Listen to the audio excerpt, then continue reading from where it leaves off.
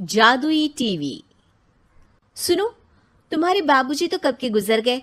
अब उनका जो सामान है वो पड़े पड़े कबाड़ा हो रहा है। बेच ही दो, कुछ पैसे आ जाएंगी। बात तो सही है। अगले संडे फुर्सत में यही करेंगे। अगले संडे रोहित सारा सामान कबाड़ी को घर बुला के दे देता है। तभी उसकी नजर बाबूजी की पुरानी टीवी पर जाती है, जो इतने सालों तक कूड़े में पड़ी थी, फिर भी चमचमा रही थी। टीवी तो देखो, जैसे एकदम नई हो। हाँ, बाबूजी को टीवी देखना बहुत पसंद था। उनका सपना था कि वो टीवी पे आए। एक बार मौका भी था जब वो अपने गांव के गाने सुनाने किसी चैनल पर जाने वाले थे, पर मैं और मेरा भाई लड़ पड़े और बाबूजी को घर पर ही रुकना पड़ा। चला के देखें क्या? हाँ हाँ, क्यों नहीं, देख लेते हैं। पर शायद ही चले।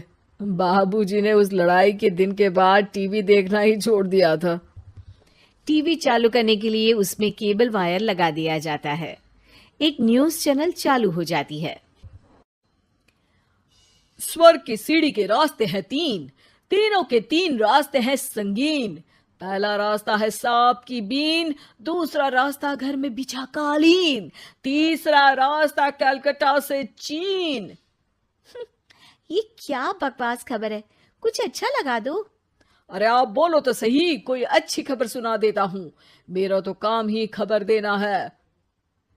अरे बाप रे, टीवी बात कर रही है। हाँ, ये न्यूज वाला मुझसे। हाँ हाँ, आपसे ही तो बात करूंगा ना, आपके घर में हूं तो। अरे, ये सपना है क्या? तुम हमसे बात नहीं कर सकते?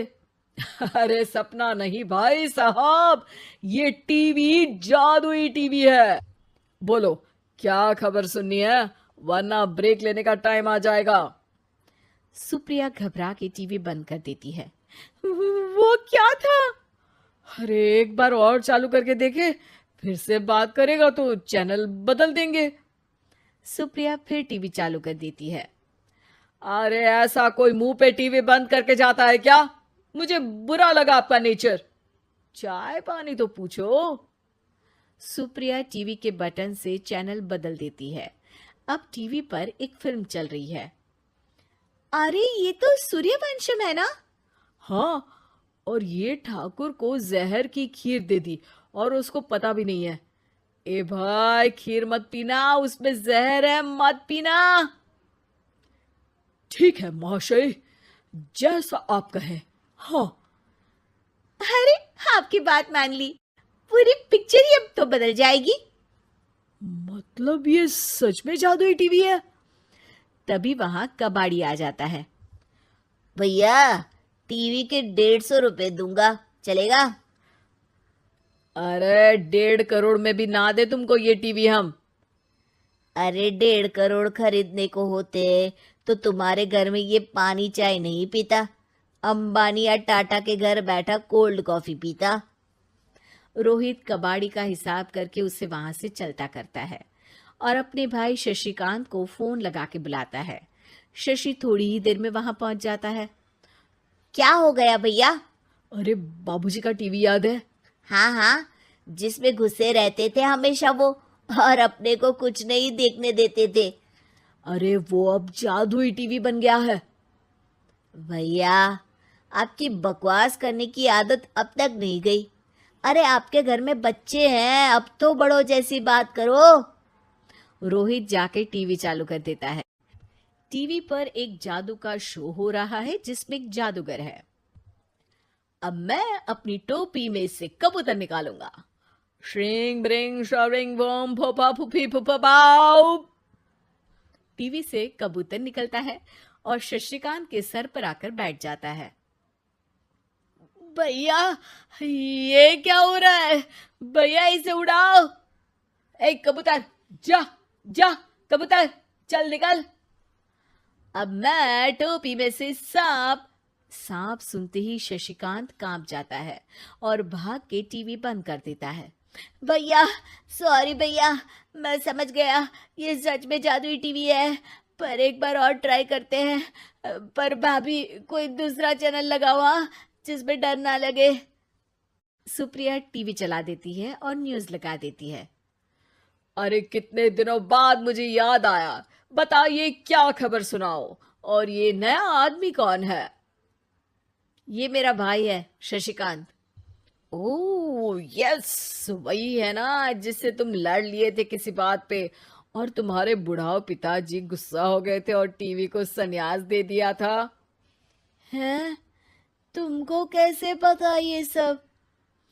इस टीवी में रहने वाले आदमी से लेकर कबूतर तक को तुम्हारे बाबूजी और तुम्हारी बातें पता है, इसलिए तो ये जादुई टीवी है। ये टीवी क्या कर सकती है वैसे? तुम जो मांगो दे सकती है।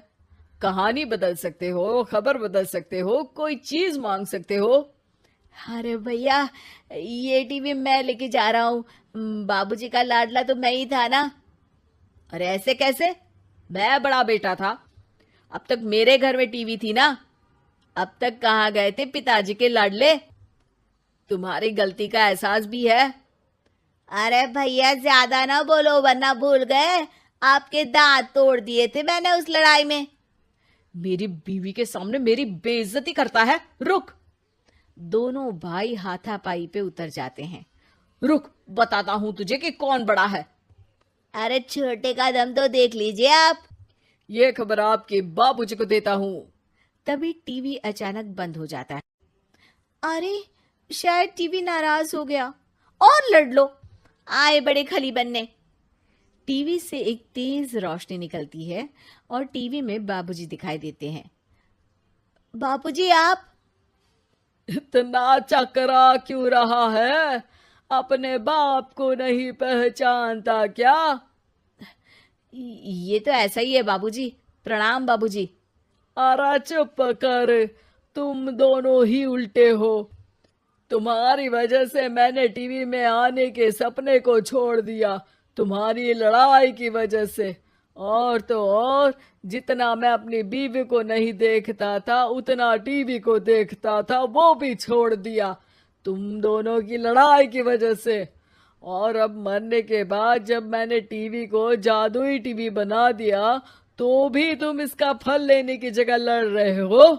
अरे तुम तो लायक ही नहीं हो। अब तुमको बाबा जी का ठुल्लू भी नहीं मिलेगा। बाबूजी चले जाते हैं। टीवी बंद हो जाता है। रोहित और शशिकांत गिड़गिड़ा के टीवी के सामने हाथ जोड़ के बाबूजी को बुलाते हैं, पर टीवी सिर्फ धुआं निकालता रहता है।